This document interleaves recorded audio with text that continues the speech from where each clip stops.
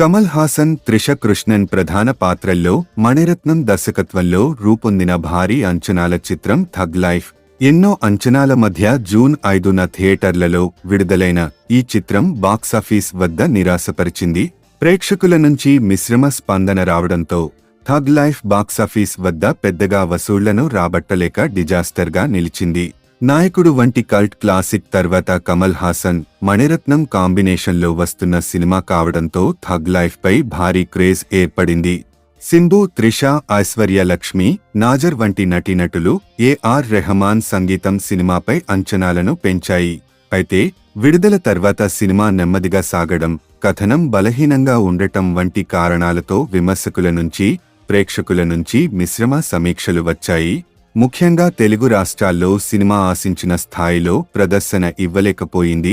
థియేటర్లలో ఆశించిన ఫలితం రాకపోయినా థగ్ లైఫ్ సినిమాను మేకర్స్ తక్కువ సమయంలోనే ఓటీటీలోకి తీసుకువచ్చారు. జూలై 2న ప్రముఖ ఓటీటీ ప్లాట్ఫామ్ నెట్ఫ్లిక్స్లో తమిళం, తెలుగు, హిందీ, కన్నడ, మలయాళం భాషల్లో ఈ చిత్రం స్ట్రీమింగ్ అవుతోంది. థియేటర్లలో చూడలేకపోయిన ప్రేక్షకులు లేదా మరోసారి సినిమాను చూడాలనుకున్నవారు ఓటీటీలో థగ్ లైఫ్ను చూసేందుకు ఆసక్తి చూపుతున్నారు. నిజానికి థియేటర్లలో విడుదలైన 8 వారాల తర్వాతే ఓటీటీలో విడుదల చేయాలని నిర్మాతలు మొదట నిర్ణయించుకున్నారు. అయితే సినిమా బాక్సాఫీస్ వద్ద అనుకున్నంతగా ఆడకపోవడంతో ఒప్పందాన్ని మార్చుకుని నెల రోజుల్లోపే ఓటీటీలో విడుదల చేశారు. దీని కారణంగా నేషనల్ మల్టీప్లెక్స్ అసోసియేషన్ నుంచి థగ్ లైఫ్ బృందానికి 25 లక్షల రూపాయలు జరిమానా విధించినట్లు కూడా వార్తలు వచ్చాయి.